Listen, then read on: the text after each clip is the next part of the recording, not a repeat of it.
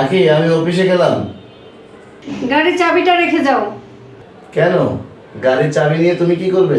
আমার দরকার, আমি বেরোবো। বেরোবে মানে? তুমি তো গাড়ি চালাইতেই পারো না। আমার ভাই আসবে বিকেলে, ও শেখাবে। তার কোনো দরকার নেই। আমি শুক্রবার বাসায় থাকবো, আমি শিখিয়ে দেবো, কেমন? গাড়িটা তো আমার বাবা আমাকে দিয়েছে, তাই আমি ঠিক করব আমি কি করব। তোমাকে দিয়েছে মানে?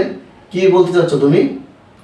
গাড়িটা বিয়েতে আমার বাবা আমাকে দিয়েছিল আমার সুবিধার জন্য। আমার তো কোনো সুবিধাই হচ্ছে না, আমি কেন রোজ রোজ বাসে ধাক্কা খেতে খেতে যাব। আচ্ছা, তুমি দয়া করছো আমার উপরে? কিন্তু গাড়িটা দিয়েছিল তো আমাকেই। গাড়িটা তোমার বাবা আমাকে দিয়েছিল, আর সেটা তার নিজের ইচ্ছায় দিয়েছিল। এই নাও তোমার গাড়ির চাবি।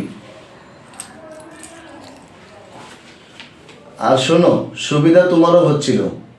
আর এই গাড়িটা নিয়ে তো আমি আড্ডা দিতে যাই না, যাই অফিসে।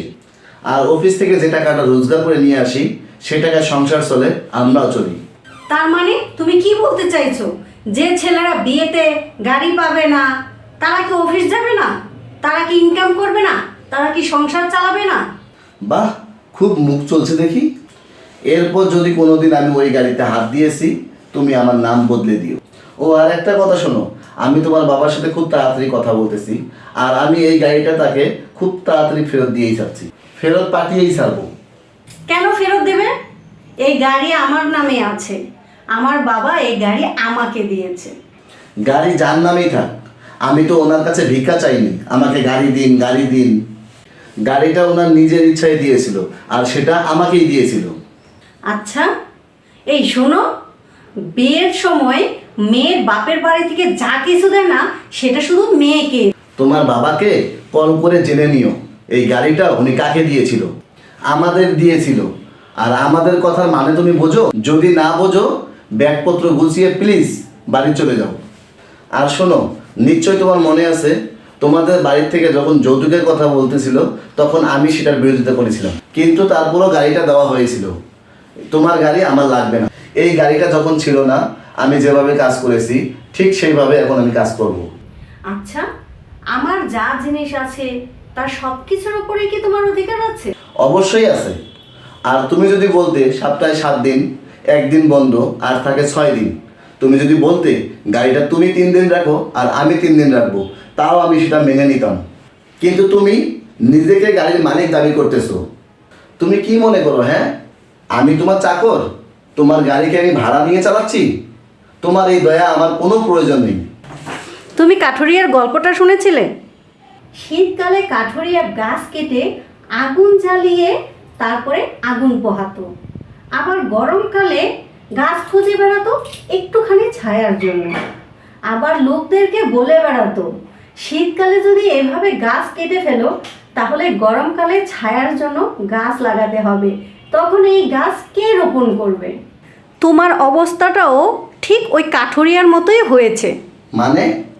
গতকাল রাতে তুমি তোমার বোনকে ফোনে কি বলেছিলে মনে আছে? হ্যাঁ বোন, বল। হ্যাঁ ভাইয়া, আমার হাজব্যান্ড না ব্যবসা অনেক টাকা লস করেছে। এখন এই যে আমার গহনা আছে না, ওই গহনাগুলি বিক্রি করে টাকা দিতে বলতেছে। কেন? তুই টাকা দিবি কেন? তোর স্বামী ব্যবসায় লস করেছে, সেই দায় কি তোর? কি বলছে এসব? তুই কেন গহনা বিক্রি করে টাকা দিবি? এই গহনাগুলো বাবা মা বিয়েতে দিয়েছিল তোকে ব্যবহার করার জন্য, তোর স্বামীর ব্যবসায় ব্যবহার করার জন্য না। ঠিক আছে ভাইয়া, তাহলে আমি আর গহনা বিক্রি করে টাকা দিব না। তুই বলছিস তো, তাই আর দিচ্ছি না, ঠিক আছে? আচ্ছা ঠিক আছে, রাখছি ভাইয়া, ভালো থাকিস। আচ্ছা ঠিক আছে, তুইও ভালো থাকিস।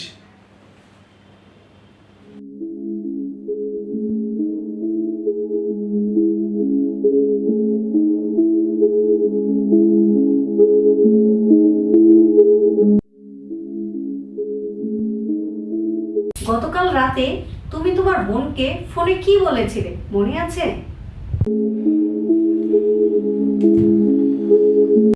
কেন? তুই টাকা দিবি কেন? তোর স্বামী ব্যবসায় লস করেছে, সেই দায় কি তোর?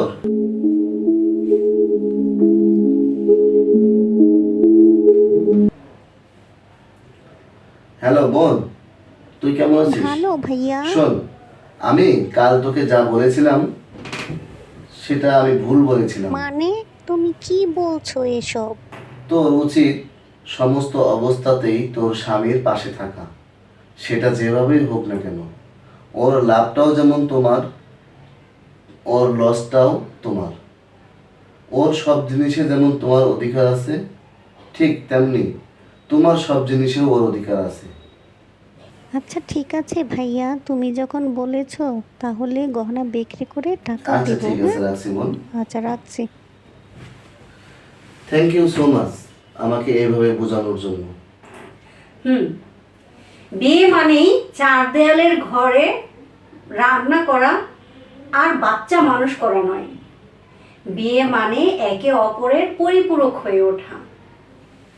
বিয়ে মানে একটি বন্ধন, যে বন্ধনে একে অপরের অবলম্বন হয়ে ওঠা।